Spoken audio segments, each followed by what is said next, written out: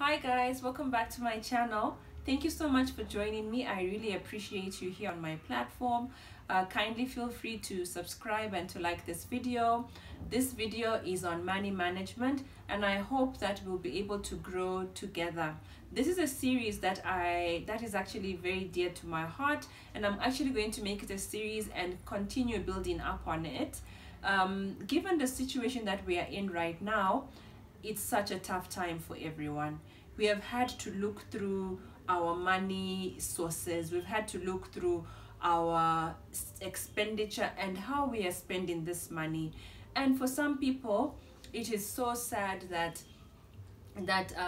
some people have lost their jobs. Some people have actually had to take some pay cuts. And really, this pandemic has really been so heartbreaking for all of us. And even just that anxiety of those people who still have jobs right now, you are not even so sure how this is going to pan out even in future. So this is a topic that I also wish to hear from you about. So please feel free to join in the conversation on the comments section, just to give me some tips so that we all grow together. I am not an authority on this matter at all. I'm also trying to grow, and I hope that we can also just grow together and be better. I have made some fundamental money mistakes in my life. So, the good thing is realizing where you've gone wrong and trying to see now how you can actually do better. So the way I've decided to approach this topic is just look at things from a historical point of view, because that sort of shapes what you think now and also shapes where you want to go. And the good thing is, when you look at things historically, you'll be able to readjust what needs to be readjusted and do better even going forward, if, say, for example, you've been making some fundamental mistakes. So the first aspect that we're going to touch on is the bit on planning.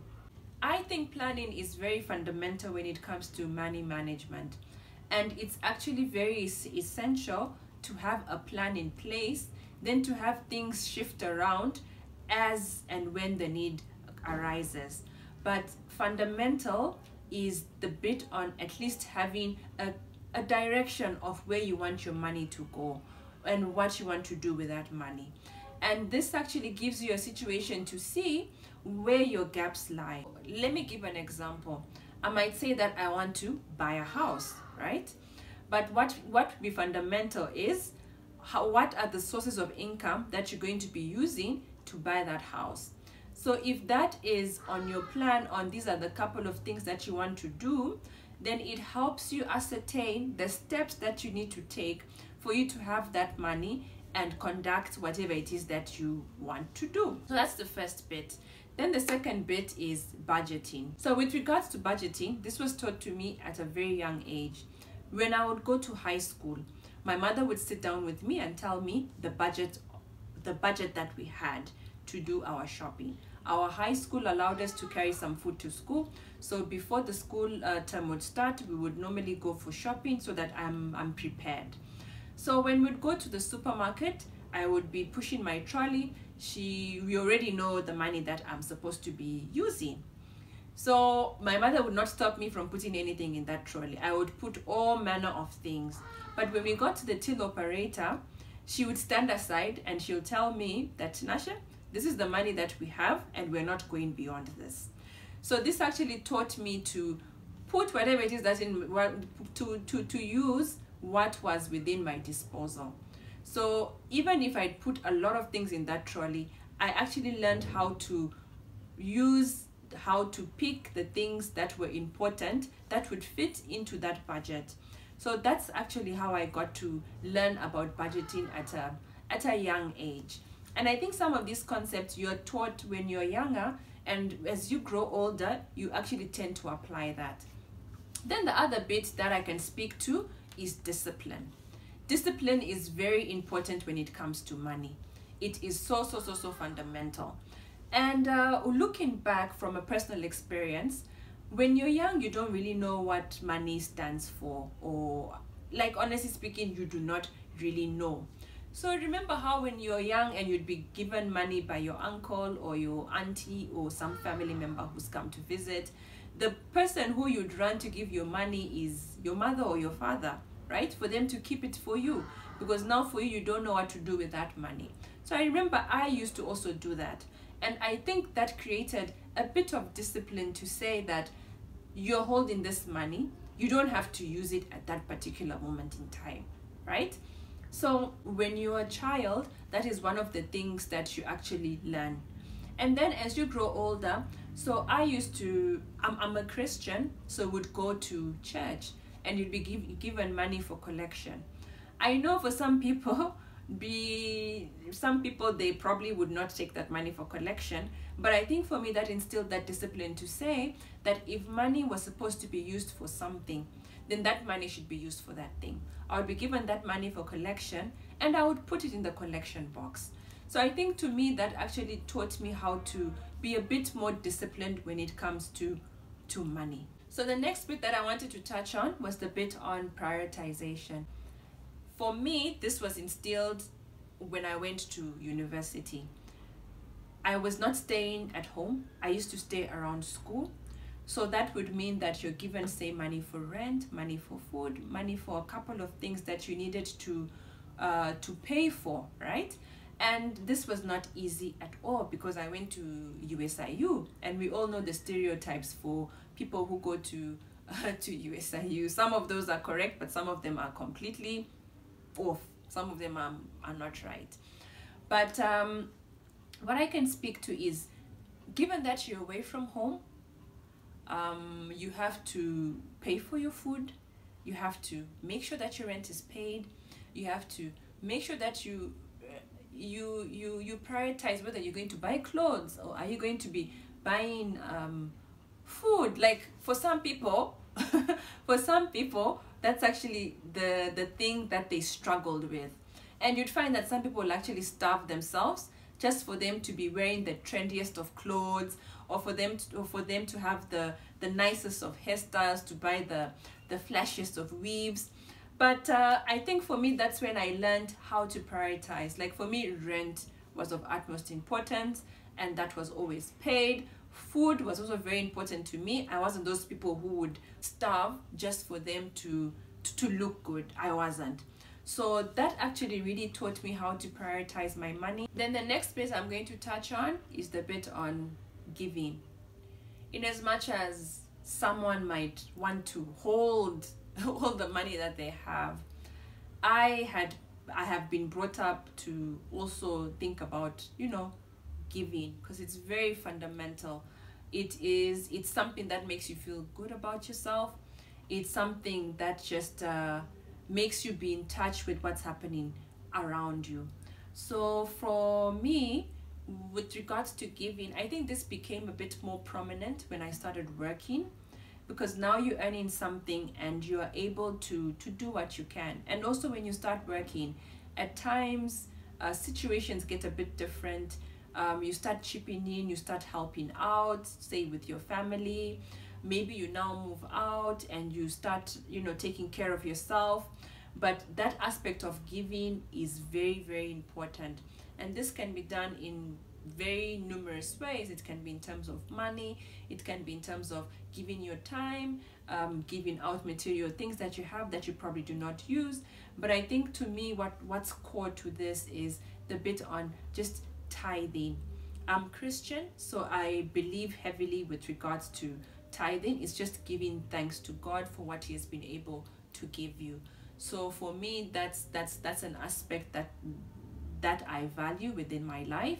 And then also being able to help when someone is in distress. Here in Kenya, there's the Harambee culture for when someone is in financial distress. Maybe it's for hospital, or someone's parent has passed on. It's very important to also just lend a helping hand, and it can be in the form of money, it can be in the form of your time. It's just very, very important. It just makes you a bit human. Then fundamental to money management is saving. Saving is so important, and I think it has actually become very clear given the time that we're in right now with Corona. I had to have a conversation with myself, with my loved ones, with regards to my liquidity. I realized that there was a gap with regards to that, and I've been trying to ensure that at least I work on being a bit more liquid. So this is actually a form of savings, right? Being liquid so that you're able to actually be in a position to, when something has happened, you're able to deal with it money wise. So I had not been doing well with regards to that, and it's something that I'm working on. And please give us tips on how to do about this more effectively. Then the bit of just having enough money for your transactions. Some people have bills to pay, and you need to be able to pay for those bills. Right now, you'd find that some of the landlords are not very understanding with regards to the situations that we're in right now, and they want their rent to be paid. You still need to eat, so you need to now find out how to go on about that. And given that some people's financial situation has really changed, it is such an important bit, because if you had not, say, saved before, it becomes a very difficult time right now. And you know, I understand that for some people it's very difficult to, say, save, because of probably what you are getting is not enough for all the needs that you have in your life. So at least when you are going through this phase of thinking about how to do better, you actually get to have a good conversation with yourself and find out, now, given that I have this gap of I cannot do A, B, C, D, how do I do better with regards to that? For some people, they probably have a bit more money left aside that they can use for investments. They probably have gone through that phase of their liquidity is okay, their transactions they're okay, they can manage to pay for their bills, and they have now a little bit extra that they can use for investments. This is very different for everyone. For some people, they are drawn to shares. Other people are drawn to unit trusts. Other people put their money in real estate. Other people put their money in different vehicles. And it's actually a very good thing when you are in a position to actually invest, because this is money that you're not using today and you use it later on. For some people, they're actually saving for their retirement, and they've put it in vehicles for retirement. So savings is very important to money management. The other bit to touch on is tracking. Tracking is actually very difficult, but it's actually very important, because now it makes you see that plan that you had initially. Where has your, now that you probably have this money, where has this money gone to? It's very important, because this gives you an opportunity to have a candid conversation to say that, say for instance, you had put aside 50% of your money to go to savings, but that's not what you used your money for. The amount that went to savings is maybe, say, 20%. So what happened to this 30%? So tracking is very important so that you do better and you meet your goals. And even this tracking bit helps you just to be more transparent and to have a bit more integrity, especially to those people who have partners and they have these money discussions. You get an opportunity to be a bit more transparent, to say, okay, so in as much as we had said we're going to do A, B, C, D, it's not enough. We need to readjust this to do that. And we had said we're going to do this, but it's not possible because of that. So this gives you an opportunity to just have those honest conversations to see what's working and what's not working. And then the other bit is just being able to be very flexible and be able to readjust. If something is not working, it's not working.